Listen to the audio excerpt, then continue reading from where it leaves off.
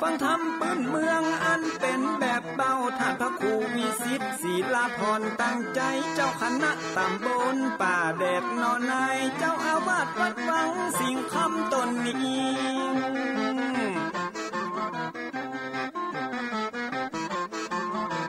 อนุรักษ์ของเก่าล้านนาก่อนกี่ให้ลูกหลานเฮาตี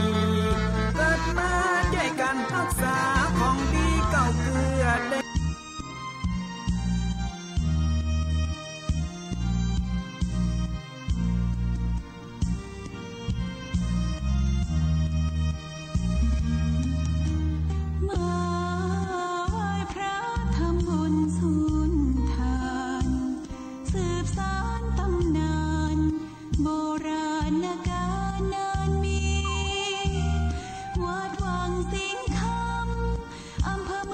เชียงใหม่แห่งนี้และนาญาติโยมน้องพี่สามัคคีรวมทานร่วมทุนวัดวังสิงห์คำรู้กันทั่วคอนพระครูวิสิทธิ์ศิลาภรณ์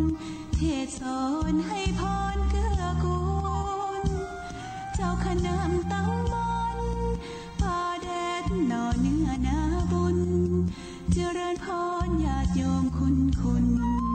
รวมบุญรวมแรงน้อมงามพระธาตุน้อมใจอภิวาท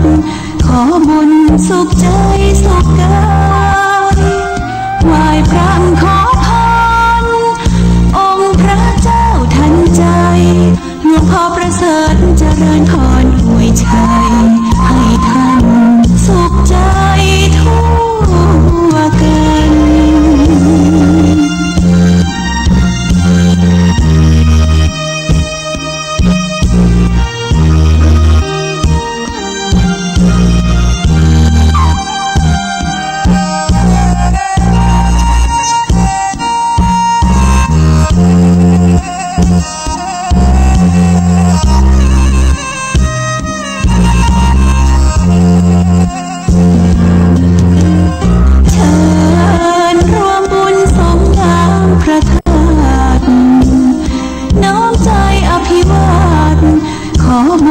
สุขใจสุขกายไหว้พระขอพรองค์พระเจ้าทันใจหลวงพ่อประเสริฐเจริญพรอวยชัยให้ท่านสุขใจทั่วกัน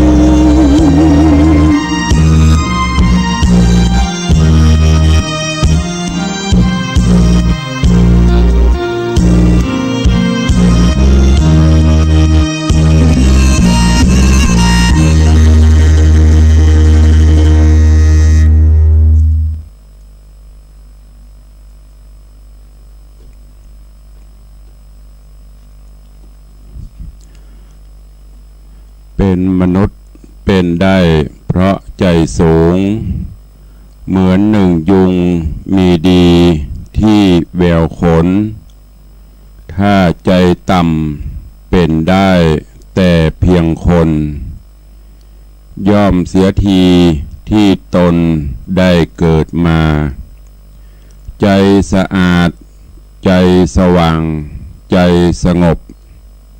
ถ้ามีครบควรเรียกมนุษย์สาเพราะทำถูกพูดถูกทุกเวลา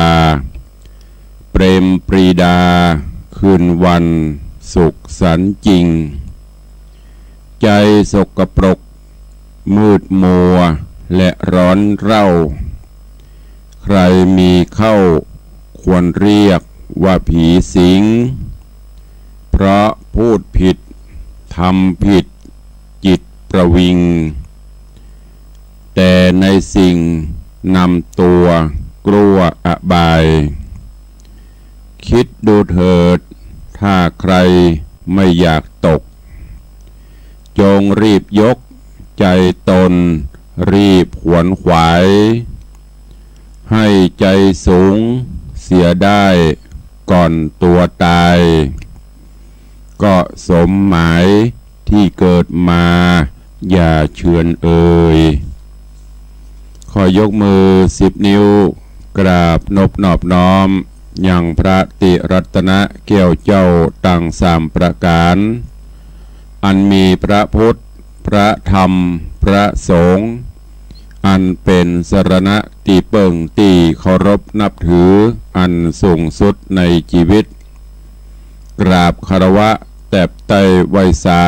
ปุญญาปารมีธรรมพระเดชพระคุณหลวงปู่พระพรหมมงคลที่ปรึกษาเจ้าคณะภาค7เจ้าอาวาสวัดพระธาตุเจ้าสี่จอมตองพระเดชพระคุณหลวงป่อ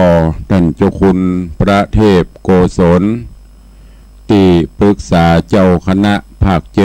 7เจ้าอาวาสวัดศรีโสดาพระอารามหลวงอำเภอเมืองเชียงใหม่พระเดชพระคุณหลวงป่อท่านเจ้าคุณพระเทพปริยัติเจ้าคณะจังหวัดเชียงใหม่เจ้าอาวาสวัดเจ็ดยอดพระอารามหลวงพระเดชพระคุณหลวงป่อท่านเจ้าคณะจังหวัดเชียงไฮ้พระเดชพระคุณหลวงป่อท่านเจ้าคณะจังหวัดลำพูนตลอดจนครูบาสังฆเถระเจ้าภิกขุสงฆ์สามเณรจุตนจุองค์โดยความเคารพเจริญสุขเจริญปอนญาติโยมสาธุชนพุทธบริษัททุกท่านขอน้อมต้อนรับทุกท่านเข้าสู่รายการมรดกธรรมกำเมืองต่างสถานีวิทยุพระพุทธศาสนาวัดฝ่ายหินตำบลสุเทพอำเภอเมืองเชียงใหม่จังหวัดเชียงใหม่ส่งสัญญาณออกอากาศในระบบคลื่นความถี่ FM 104.50 เมกะเฮิรตซ์ สถานีวิทยุพระพุทธศาสนาวัดป่าแดงมหาวิหารตำบลสุเทพอำเภอเมืองจังหวัดเชียงใหม่ส่งสัญญาณออกอากาศในระบบคลื่นความถี่ FM 92.25 เมกะเฮิรตซ์ สถานีวิทยุพระพุทธศาสนาวัดหนองกายตำบลสันพญางอำเภอแม่แตงจังหวัดเชียงใหม่ส่งสัญญาณออกอากาศในระบบคลื่นความถี่ FM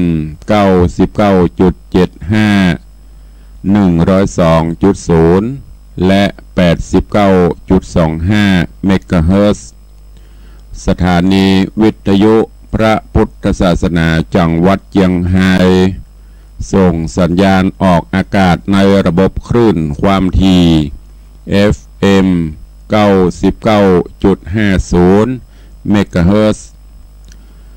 ตลอดจนวิทยุชุมชนเสียงตามสายหอกระจายข่าวตามวัดตามวาตามหมู่บ้านต่างๆพร้อมกันนี้เจริญปอนปออกไม่ออกศรัทธาติดตามต่างไลฟ์สด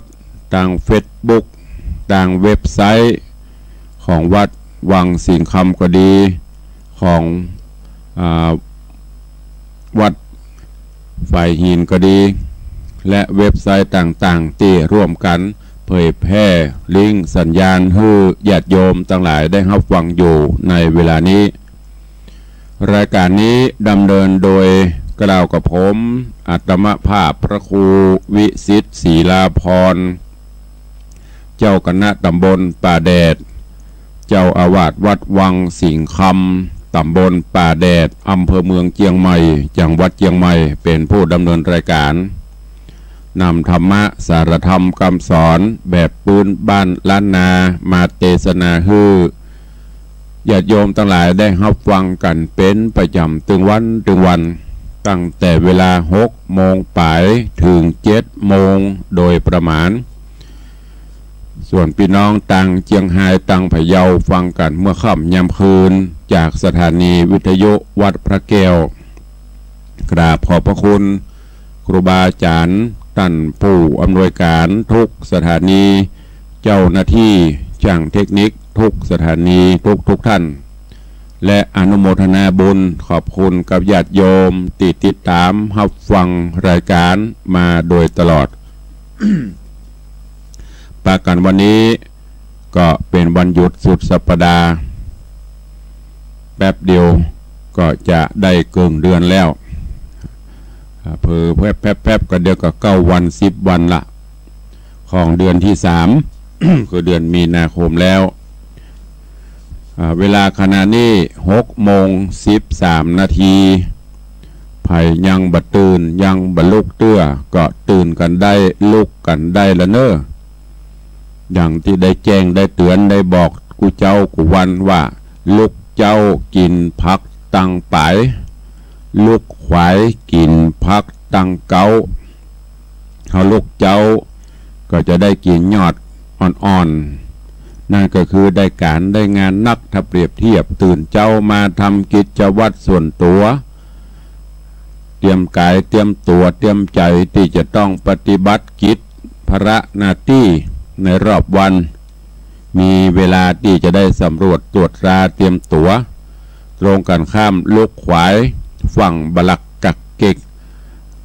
เตรียมตัวกับบัตันเวลาก็จะดีเข้าการเข้างานขี่รถขี่ร่างไปการไปงานกับฝั่งเฝ้าอันนั้นอาจจะมีเหตุมีอุบัติเหตุอย่างต่างๆเพราะฉะนั้น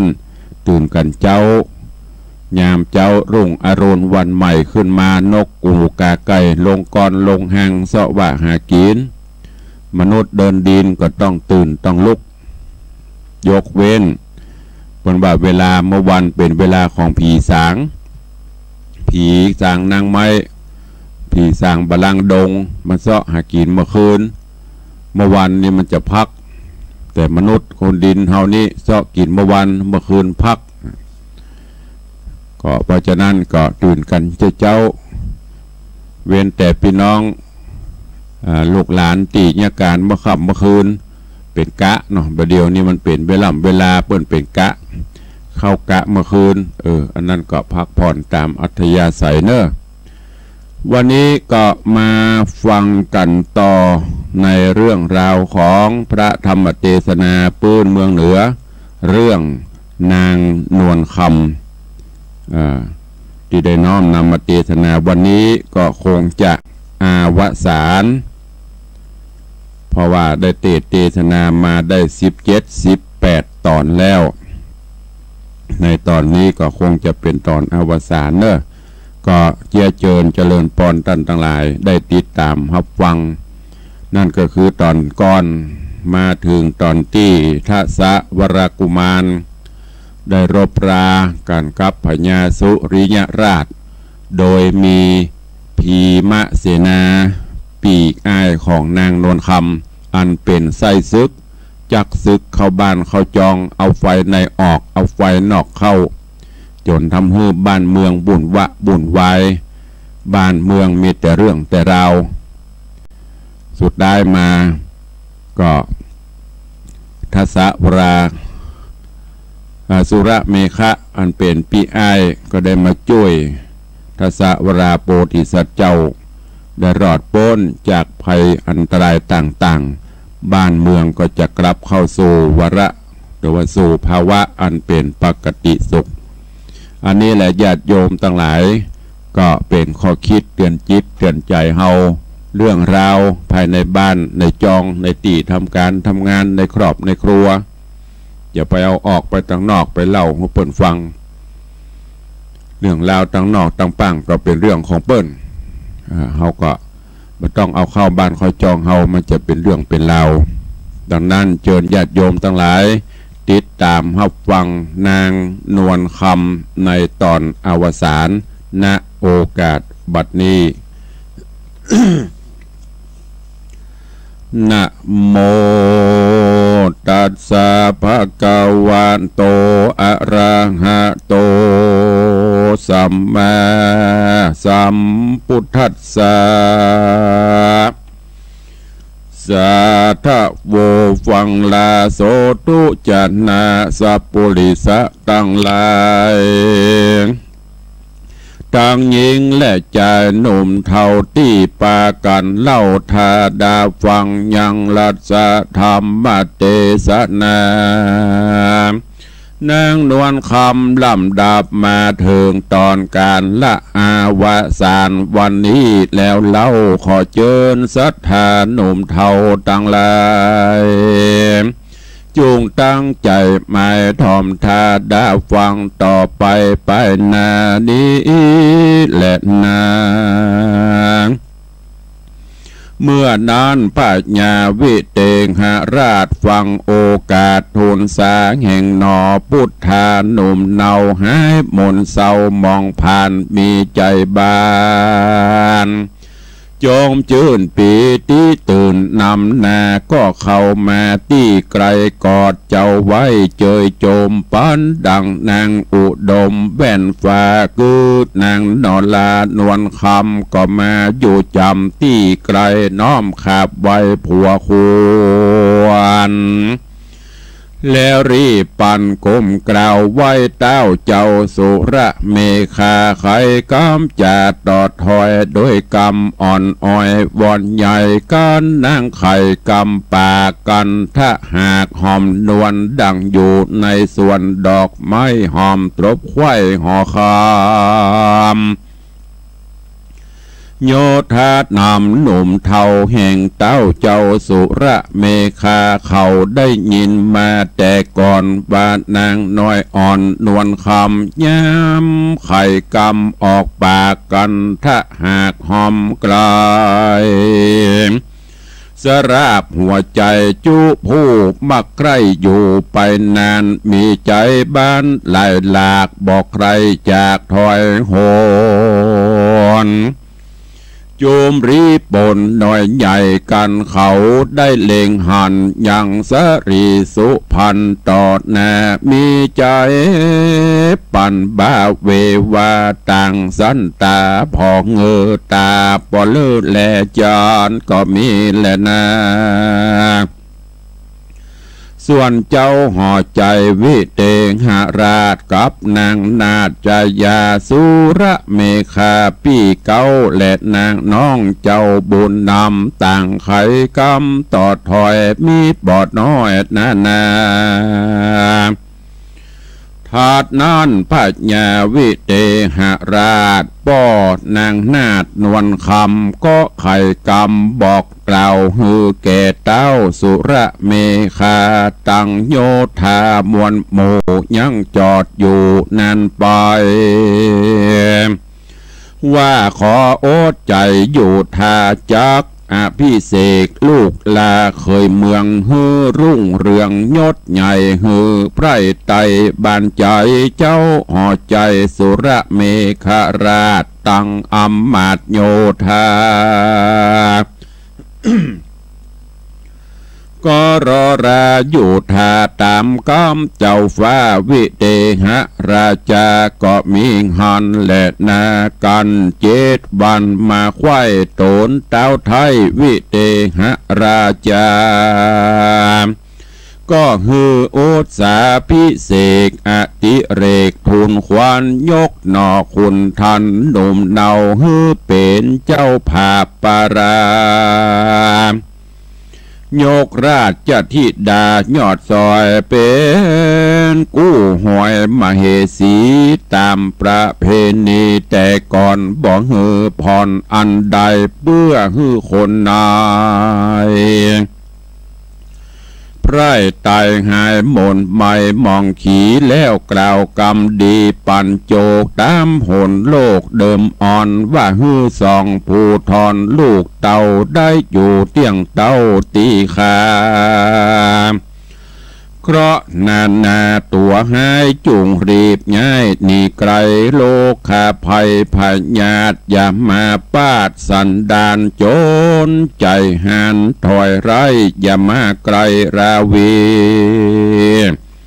จุงอยู่ดีเตียงมันอย่าด่วนสันมรณาเพื่อฮือสองขาพ่อแม่ตั้งเท่าแก่ตานายไพร่ไตลาย หนุ่มเท่าได้สุขย้อนเจ้าบุญมีแดดเตอทัดนั่นพรามนาจารย์ผู้ฉลาดตั้งอำนักปราดปรโรหิตานและโยธายศใหญ่ต่างเข้ามาไกลถวายปอนแก่สองผู้ถอนเจียงเจ้าตามฮีดเก่าโบราณตามโบหันแต่ไทยตามกุดออกใดไผมันก็มีหันแหละนะการอุตสาพิเศษอติเรกทูลขวัญแห่งนอคุณท่านน้องแก้วเมียนไข่แล้วบัวระมวลกาละกวนมารอดเต้าเจ้ายอดสุระเมฆาก็ทูลสาโอกาสลาเต้าวิเตหราชภูมิลาเจ้าปุรีลาเจ้าปุรีน้องไทยแล้วนำไพร่ไตโยธามีนำนามวนหมู่ปอกคืนสู่เมืองโตนอันอยู่หนแห่งห้องปราเตตองพันธุมตินกรก็มีหันแลนา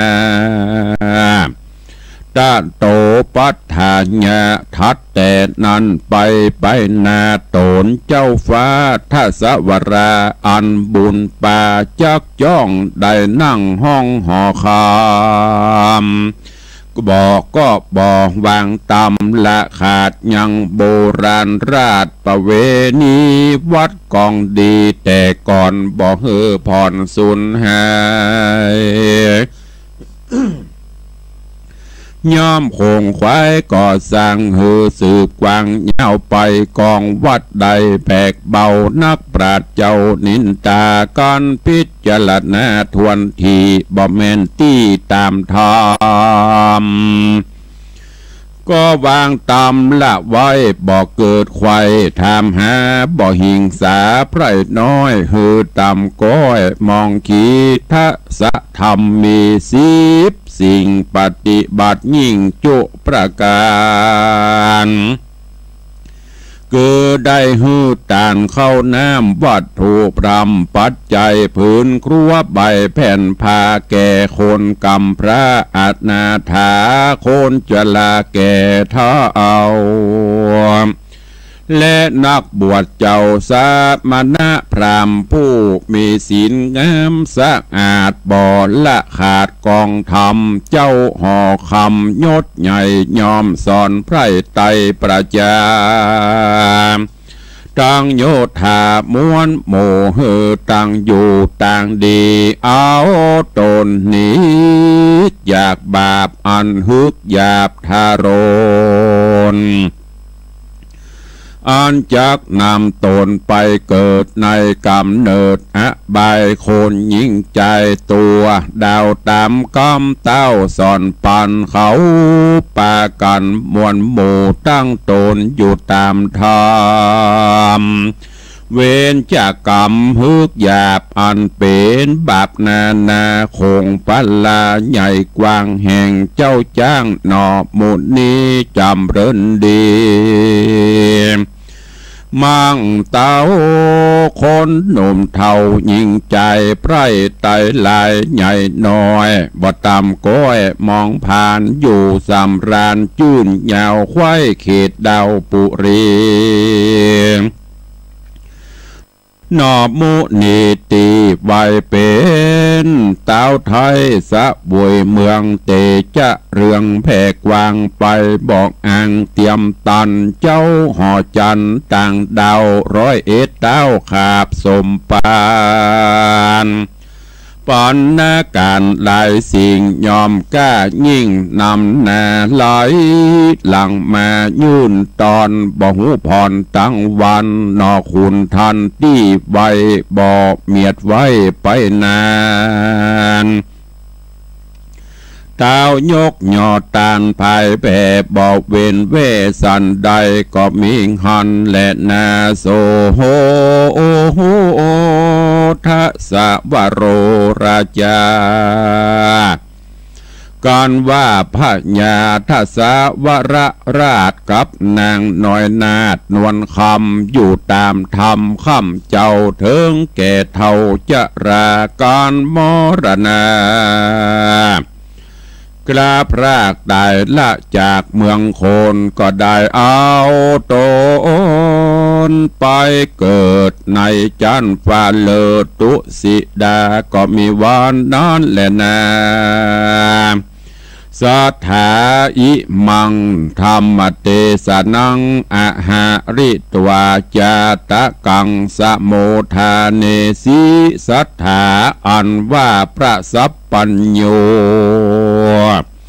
ตนผ่านแผ่วผาแปรแล้วยังหมู่ภัยมานกันไข่นิทานสุดยอดฮือเสียงขอดสังกา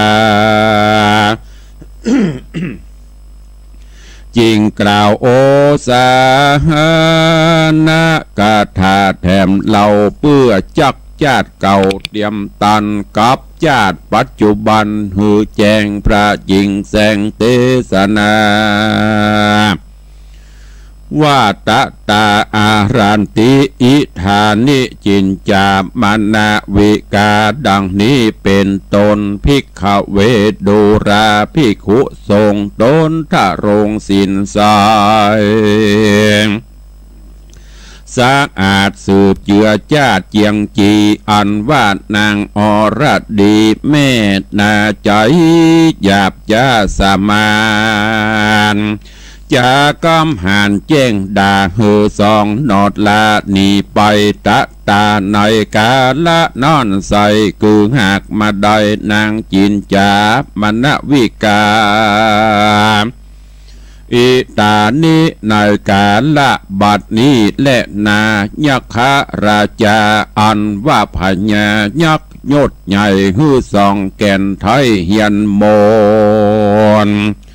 กลางไพศาลเถื่อนทองบุญนั่นจองปามากุมหาโมกขลานาเถนในกาละบัดนี้และนา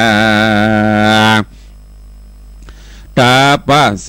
ส่วนว่าเจ้าราศีตนมีวัดดีบ่อเศร้าช่วยนางนอดเนานวลคำบุญนั่นนำมาไข่คือหากมาได้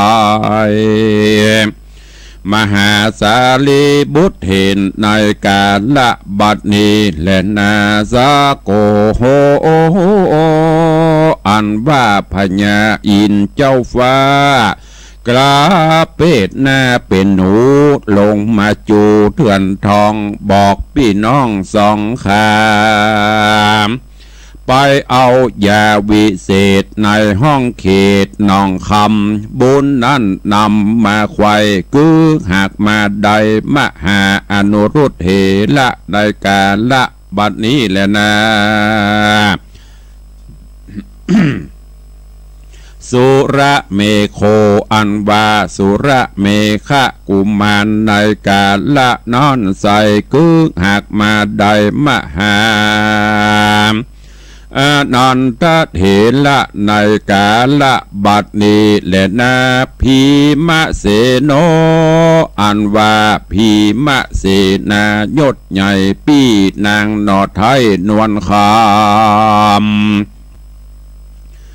ใจมัวดำมืดบอดบ่เกิดฮอดบายลวดได้ตายความนาย้อนหยาบจ้าปาลาในกาลานอนใสคือหากมาได้ด้านเทวตัตในกาละบัดนี้และนาสุริโยราชาอันว่าพญาสุริยราชฤทธิอาจเหลือโคนบาปมาโจโหรอดไกลคือหากมาได้โกกาลิกะภิกขุในกาละบัดนี้แหละนา เศรษฐีอันว่าเศรษฐีผู้เฒ่าป้อแห่งเจ้าตั้งสองในกาละนอนใสคือหากมาได้พญา อาชาติศัตรูในกาลาบัดนี้และนาสุภมาลีอันว่านางสุภมาลีนอนเนาแม่สองเจ้าบุญนาในกาลนั้นใส่กึ่งหากมาได้นางสารีมหามายาแม่แห่งพระตถาคตในกาลบัดนี้แหละนาราชธิดาอันว่าราชธิดางามอาจชื่อนางน้อยนาฏนวลคำมีบุญนำมากกว้างได้ก่อสร้างเตรียมมาคือนางยะโสธลาในกาลบัดนี้แหละนาทาสบาโลโหอันว่าทัสวรกุมารสร้างสมปานบ่ขาดบ่ประมาทลาสาสอนประจาไพร่ไตหือเตียวไตตั้งดีในกาละนอนใสอาหะเมวะโลกนาโถกือหากมาได้พระตถาคตตนเป็นที่จังตีเปิ้งแก่โลกตั้งสามในกาละบัดนี้แลนาเสสาปาริสาอันว่าเศษนาอัมมาตปัจจาราชยิ่งใจรีปนลายน้อยใหญ่อันตุยไตตามธรรมในกาละนั่นใส่คือหากมาได้ปริสัทตั้งสี่คือภิกขุและภิกขุณีอุปาสกาอุปาสิกาแห่งพระตถาคตในกาละบัดนี้และนาตุมเหพระวันตาท่านต่างหลายมวลหมู่อันอยู่ฟังธรรมจุงจักจำชื่อไว้แกะก้อนไกเอาในโบสถ์บาดใดควรเอาขว้างจุงเอาห่างนี้ไกล บาดโบสถ์ใดกวนใจขอจุงเอาเก็บไว้กับตนแย้มปอกโหนคืนสู่ที่อยู่เกหาเอาออกมาบอกเล่าแก่ลูกเต่าและหลานตั้งวงวานพ่อแม่และเท่าแก่ตายายบุญจักหลายกว้างใหญ่มาหอดใดตัวเฮาเป็นดังเงาห่มจองปกห่มปองมันภัยได้หนีไกลละพรากโพ้นเสียจากอบายได้ผ่านภายไปรอดเวียงเกี่ยวยอดเนรปานในอนาคตการไปนาบยาจาเลนานิธิตังขีญาสังวันนาวิเศษจาห้องเหตุนางนวลคำอวสานแล้วเต้าอีก่อนเล็ดนาก็บางกลมสมเรศสเดช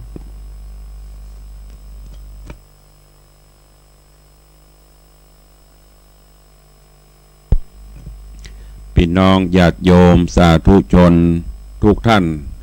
ได้รับฟังธรรมเทศนาปืนบ้านล้านนาในเรื่องของนางนวลคำนิยายธรรมที่มีคติธรรมสารธรรมอันจักนำไปประพฤติปฏิบัติ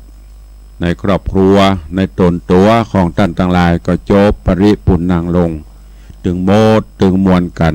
19 ตอนเป็นผูกก็มี14 ผูก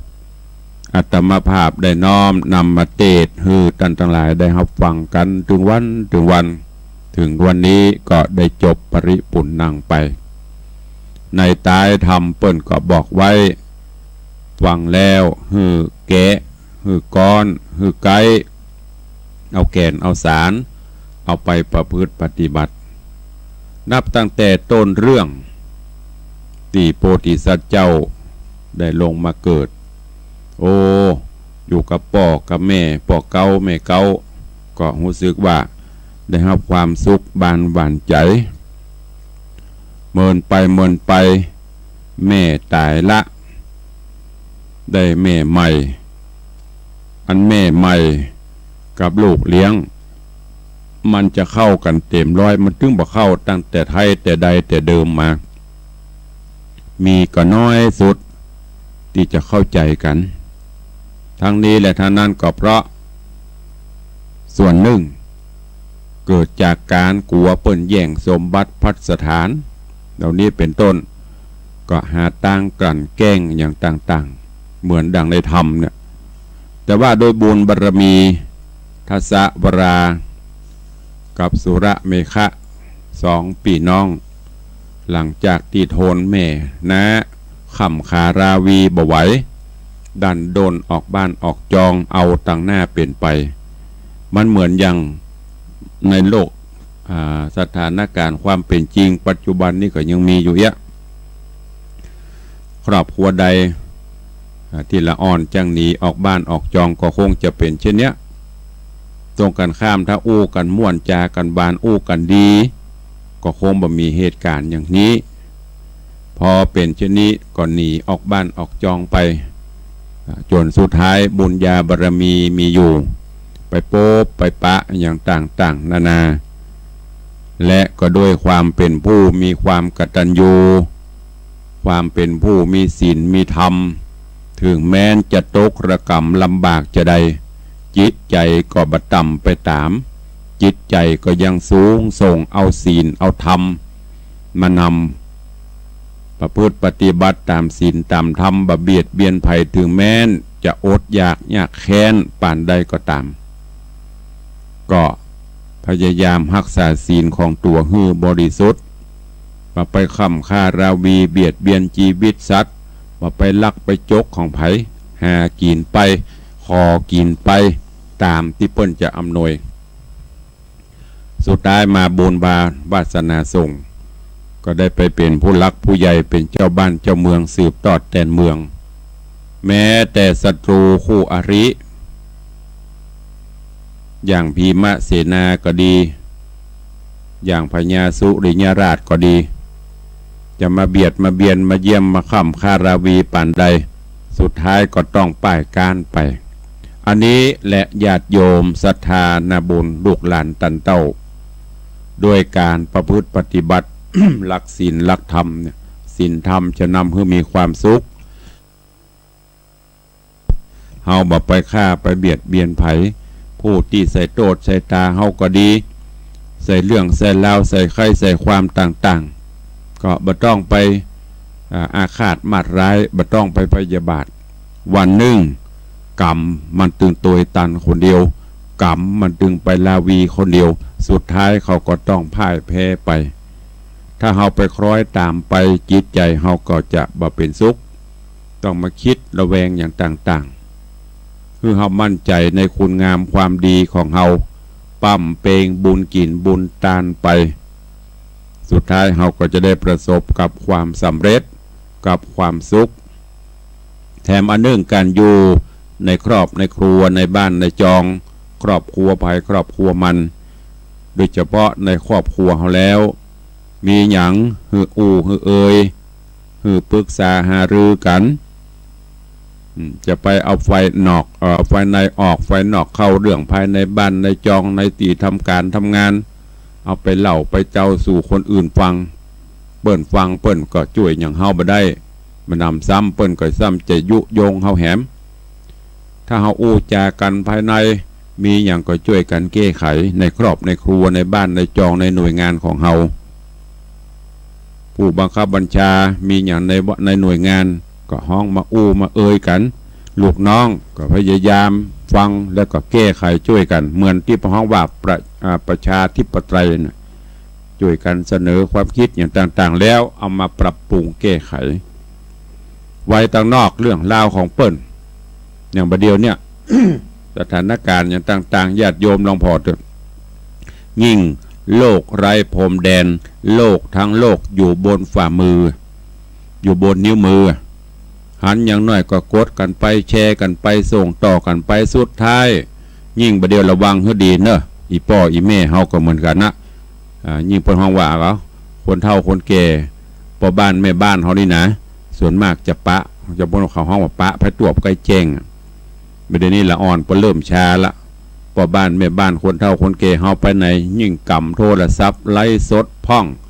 ส่งหั่นส่งนี่พ่องหันไปส่ง เปิ้นส่งยามมือพ่องอ่านพ่องบ่อ่านลายกดปิ้งส่งต่อกันไปอันนี้ระวังให้ดีเนอะกฎหมายเปิ้นมีนะเกิดว่ามันเป็นเรื่องเป็นราวเฮาก็จะโดนตัวเองมันไปหู้จะได้ว่าเฮาส่งนะเพราะมันบันทึกว่าหันโมดแหละอันเปิ้นไปว่าคอมพิวเตอร์อย่างเปิ้นว่าข้อมูลต่างๆจะได้อยู่ที่ไหนเปิ้นหู้หมดเนอะอันเนี้ยไฟนอก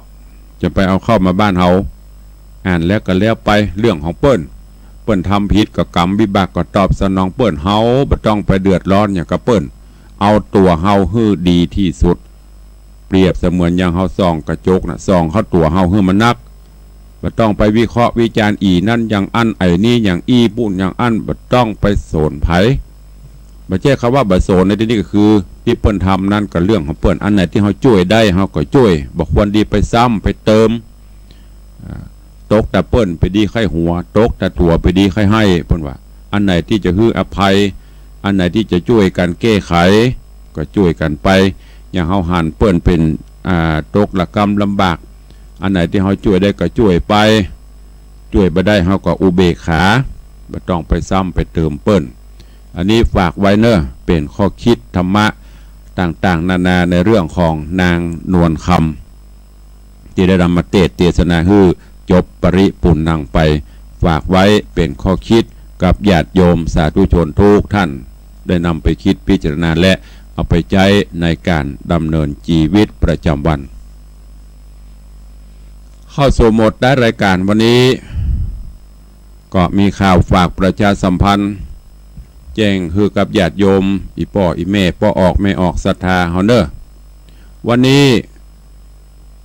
ในละแวดวงของเมืองเชียงใหม่ก็จะมีการโป่งศพหรือว่างานพระราชทานเพลิงศพหลวงพ่อท่านพระครูอุดมธรรมรักษิตอดีตที่ปรึกษาเจ้าคณะตำบลศรีภูมิอดีตเจ้าอาวาสวัดผาบ่องขอเชิญเจริญปอนญาติโยมไปร่วมกันเนอะเพิ่นจะลากพาศาสตร์นกหัสดิลิงตั้งแต่วัดผาบ่องไปยังสุสานหายาก็ถึงเวลาประมาณบ่าย3 โมงก็ประกอบพิธีพระราชทานเพลิงก็เชิญชวนทุกท่านไปร่วมกันเนอะ ที่วัดเจดีย์แม่ครัวตำบลแม่แฝกอำเภอสันทรายงานปล่อยหลวงฉลองอุโบสถและถาวรวัตถุเสนาสนะของวัดก็เริ่มมาตั้งแต่วันที่7ที่8ที่9วันนี้งานปล่อยหลวงเป็นวันสุดท้ายของปล่อยหลวงหัววัดหัววาต่างๆตลอดจนศรัทธาก็แห่ขวดตาลเขาร่วมตลอดวันตลอดคืนส่วนวันพูกจะเป็นพิธีตัดลูกนิมิตหรือว่ามหินสีมาก็แล้วก็มีมหรสพสมโพธิอยู่ก็เชิญชวนญาติโยมไปร่วมกินร่วมทานด้วยกันเนอะขอเชิญชวนร่วมงานทำบุญครบรอบ100 วันการมรณภาพของหลวงปู่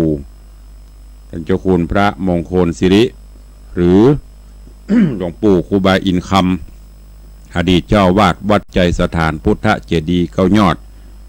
ตำบลประบงอำเภอสระปีจังหวัดเชียงใหม่ก็เชิญญาติโยมทั้งหลายไปร่วมโมทนาบุญด้วยกันเนอะในวันที่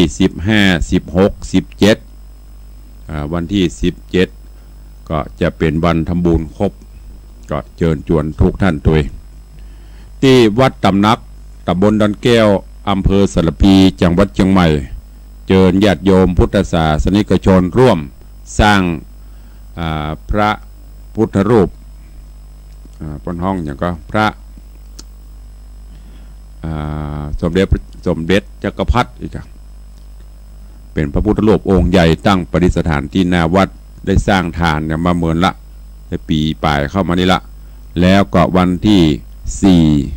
4 5 6เมษายนจะหล่อองค์พระบนหล่อเป็นปูนเนอะก็เชิญญาติโยมไปห่วมกินห่วมทานสร้างปรมีธรรมโดยการตีวัดตำนักตำบลดอนแก้วอำเภอสระปีจังหวัดเชียงใหม่ในวันที่10 11 12เมษายน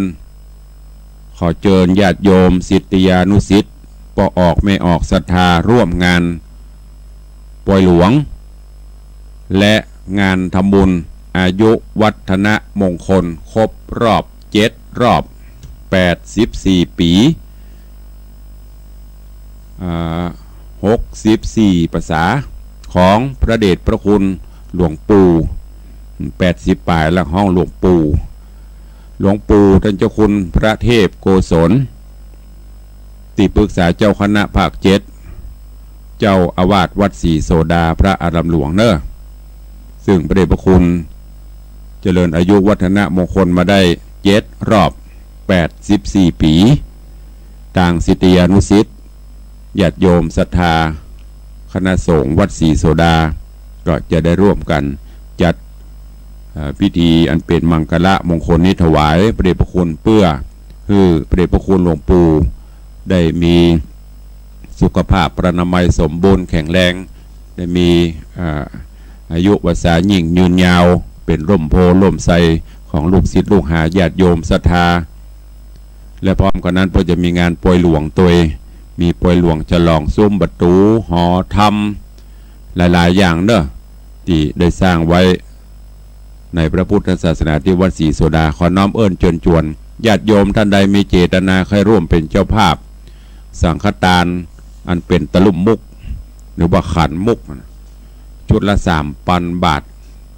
ผ้าไตรชุดละ1,000 บาทหรือตามเจตนาศรัทธาเจิญแจ้งความจำนงได้ที่วัดศรีโสดาอำเภอเมืองเชียงใหม่เนอะ ก็ย้อนมาถึงของต่างวัดวังสิงคำซึ่งก็ได้เชิญชวนญาติโยมศรัทธานาบุญเฮาถึงวันเนอะในการที่จะช่วยกันระดมทุนสร้างพระเจ้าทองคำไว้ประจำวัดวังสิงคำเพื่อเป็นอนุสรณ์ในการเดิมตามประวัติของวัดแล้วก็เพื่อสืบศาสนาขององค์สมเด็จพระสัมมาสัมพุทธเจ้าเป็นที่กราบที่ไหว้สักการะบูชาน้อมเอิ้นเชิญชวนผู้มีบุญเศรษฐีใจบุญนายทุนใจดีปอกกาในขายปออกไม่ออกศรัทธาอุบาสกอุบาสิกาเฮาเจ้าข้าทั้งหลายได้ร่วมสร้างจะเลือกชื่อไว้ในประวัติศาสตร์ร่วมสร้างปารมีธรรมในการสร้างพระพุทธรูปพระเจ้าทองคำห่วมกันเนอะญาติโยมก็ถามว่าองค์ใหญ่ก็ตุลุงก็จะองค์ใหญ่องค์น้อยนั่นก็ยังบ่ฮู้เตื้อเฮาเอาน้ำหนักเป็นเกณฑ์ดังที่ได้เชิญญาติโยมทั้งหลายว่าได้กึศใจจะสร้างพระพุทธรูปทองคำด้วยน้ำหนัก108 บาททอง108 บาททองคำบาทละ 20,000 บาททองคำบาท1เต้าสตางค์เฮา 20,000 นะ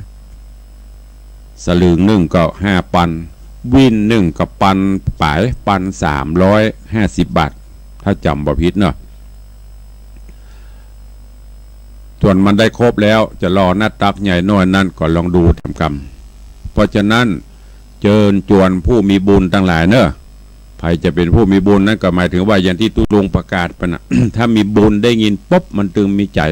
ถ้ามันบ่มีบุญบารมีประกาศจะได้มันก็ตึงบ่มีใจอันนี้ไม่ได้ว่าใครนะแล้วก็จะไปฟังโจมเตี้ยข้อตุลุงนี่เอาตึงวันนะก็ได้ขอเมตตาอนุญาตกับท่านผู้อำนวยการทุกสถานีได้ประชาสัมพันธ์เชิญชวนโจนกว่าจะได้ทองครบ108 บาทถามว่าตอนนี้ได้นักหรือยังเราเริ่มระดมทุนกันมาตั้งแต่วันที่1 มกราคมที่ผ่านมามกรากุมภามีนาเข้าเดือนที่3วันนี้รวมแล้วได้ปัจจัยและทองรวมกันเป็นทองก็ประมาณ 29-30 บาทประมาณนั้นบ่ได้เช็คดีเตื้อประมาณนั้นก็ยังค้างแถมประมาณ70-80 บาทอยู่ก็ขอเชิญชวนผู้มีบุญทั้งหลายเนอะใครจะร่วมเป็นเจ้าภาพถ้าเป็นไปได้ใครเมตตาซื้อทองมาจะได้ปันแล้วทองวิน1กับปันปลายสลึง1กับ5 ปันถ้าบาท1ก็20,000ใครจะร่วมบุญกุศลตัวก็ขออนุโมทนาบุญขอบคุณซึ่งก็มีญาติโยมญาติธรรมผู้ใจบุญทั้งหลายทยอยมาเรื่อยๆเก็บเด็กผสมน้อยน้ำตกตกทีละหยาดก็หูเต็มถังเนาะตุลงจดทุกรายชื่อเนอะที่มาร่วมบุญกุศลบ้านเลขที่อันยังหมู่ที่อันยังเวลาท่านทั้งหลายมาร่วมก็เหมือนกันเนอะเตือบปะตุลงเขียนใส่ซองเขียนบ้านเลขที่หมู่ที่ตำบลที่อยู่ให้ชัดเจนเพื่อจะได้เอามาจดจานจารึกผู้มีบุญในประวัติศาสตร์ทุกรายชื่อจะจดจานจารึกไว้คู่บุญบารมีพระเจ้าทองคำองค์นี้เขียนให้ชัดเนอะเขียนใบจ้างก็ให้ลูกให้หลานเขียนบ้านเลขที่หมู่ที่บางท่านก็ใส่กับหมู่ที่บ้านเลขที่อย่างก็บอกหูเขียนให้ดีๆเนอะก็ฝากไว้ตัวเอาละท้ายรายการวันนี้ใครจะจะจะแจ้งผลการรับฟังหรือจะร่วมโมทนาบุญกับตุลุงยามเจ้ารุ่งอรุณวันนี้เข้ามาได้เนอะเข้ามาร่วมโมทนาบุญกันส่วนวันพุธนี้ขอพักจะเป็นเทปรายการแตนเนอะเพราะเป็นที่ได้ปฏิบัติทำจบเรื่องหนึ่งก็จะพักสักวันมาละหนองเพิ่งต้องรายงานตัวนักเนอะหูละ725จากหนองเพิ่งครับครับจากพนอนหนองพึ่ง0931746725ถ้า725ตายนี่ตึงของหนองพึ่งจำได้เพราะเปิดรายงานตัวทุกวันฝากไว้ตัวเนอะตั้งหนองพึ่งนะฟังกันตึงวันมาช่วยกันเนอะสร้างพระเจ้าทองคำเนอะพี่ไอ้ญาติโยมเนอะก็กลุ่มรวมลากันมาเขาจะไปช่วยกันสร้างพระเจ้าทองคำของตุลุงวังสิงคำไผ่จะหอมบอกไปเขาเป็นสายบุญเขาก็ได้บุญด้วยเนอะ556นี่ที่ไหนเนี่ยลืมไปละฮัลโหล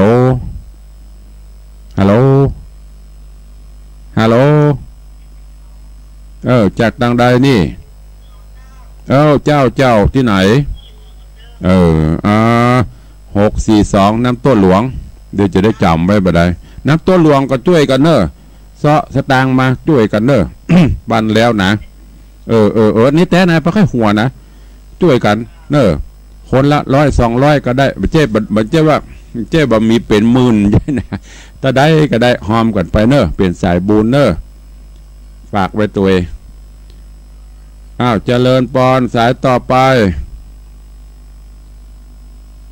อย่าดักปิงฮัลโหลเข้ามาใหม่สายมันหวานกันสายมันโจรกันพี่น้องตังสี่แยกเสมิงน้ำต้นหลวงเปิดฟังกันตลอดครับหนองพึ่งสารปีนี่ก็นักเนอะเจริญปอนสาธุตุลุงนี่ก็ฟังตลอดเนอะก็ช่วยกันพ่อเนอะสตางบอกบุญตำปีตำน้องมาช่วยกันเนอะขอบคุณติดตามรับฟังรายการตลอดสาธุตุลุงนี่ก็เป็นเอกลักษณ์ของเพื่อนนะเพื่อนสาธุตุลุงนี่จำได้จากที่ไหน 3 สายวันนี้สายที่4เด็กหญิงแสงคำแสงบุญว่าจะได้ขอบคุณเนอะเจริญปอนเนอะแม่อุ้ยมอนเนอะแม่อุ้ยมอนก็ตึงฟังตึงวันมาว่าตุลุงสิงคำอยู่ที่ไหนตุลุงอุ้ยตัวปัตตวันขอบคุณแตะแม่อุ้ยมอนแสงคำแสงบุญฟังมัดพูดเนอะแล้วไปหอมพี่หนานบุธิชาติพูดเนอะพี่หนานอุ้ยหอม200เนอะแกะก๋วยเตี๋ยวนะของตุลุงวังสีคำดักปิ้ง เสียอุ้ยมอนเล่นไปได้เนอะอุ้ยมอนก็หอมมาละถ้ามีก็หอมมาแหมเป็นยังเรียวพอเวลาอุ้มม่วนจะหวานเวลาจะหมดลงแล้วเนอะก็ท้ายรายการก็ขอเชิญญาติโยมทั้งหลายเนอะร่วมกิจกรรมร่วมบุญกุศลที่วัดหนองกาย อันนี้ก็ด้านอาจารย์พระประหลัดประเสริฐหรือตุปีเสิร์ชเฮาด้านผู้โดยการวัดหนองกายก็มีโครงการกิจกรรมหลายสิ่งหลายอย่างเนอะบอกว่าจะเป็นโครงการโรงศพสงเคราะห์ผู้ไร้ญาติโครงการต่อลมหายใจบริจาคออกซิเจนให้กับโรงพยาบาลต่างๆตลอดจนสร้างองค์พระพุทธรูปศรีวรีถวายวัดวาอารามต่างๆและที่สำคัญได้สร้างพระอุโบสถทรงเจดีย์พุทธคยาตอนนี้ก็ยังขาดนักอยู่เจิญญาติโยมทั้งหลายเนอะใครได้มีโอกาสขึ้นไปก็ไปร่วมกินร่วมทานที่วัดหนองกายท่านเจ้าได้สร้างได้มีกิจกรรมหลายสิ่งหลายอย่างก็ไปร่วมกินร่วมทานและที่สำคัญก็ไปร่วมบริจาคกันน้ำกับไฟสถานีที่เขาได้ฟังถึงวันนี้ภาระหนักตกอยู่ที่ท่านเจ้าเนอะตุปีเสิร์ชเฮานี่โอเสาะสตางมาจ่วยมาแปลงบางครั้งก็เหน็ดเหนื่อยเดือนนึงก็หลายอยู่ก็เชิญไปร่วมกันตลอดจนที่วัดฝ่ายหินก็เช่นเดียวกันทุกสถานีตั้งเชียงไฮ้ก็เหมือนกันของวัดพระแก้ววัดประแดงมันนี่ทุกสถานีเนอะช่วยกันถ้ามีโอกาสไปเยี่ยมไปเยือนก็ไปร่วมถวายทานกันน้ำกับไฟสถานีตัววันนี้เวลาหมดเวลาขอนำรายการจากญาติโยมไปก่อนก็เดี๋ยวก็ไปฟังรายการเสียงจากชุมชนรายการธรรมะเพื่อประชาชนโดยท่านพระครูธีระสุตตพจน์แล้วก็เสียงจากชุมชนประแดงและสันสหลวงบอกกล่าวไปตัวน้องลาดด้วยเนอะปอกาเขาแตนปอกาหมากอดเอาแฮมรอไม่ใช่อดเอารอแฮมสักระยะเนอะ4-5 วันเนี่ยจะไปเอาของตีเปิ้นเอาฮือก็บากไปตัวเพื่อเปิ้นจะกองอยู่ดีมีโศกมากันจุตนจุองจุผู้จุคนเนอจัตตาโรธรรมาวัตตันติอายุวันโนสุขังพระลัง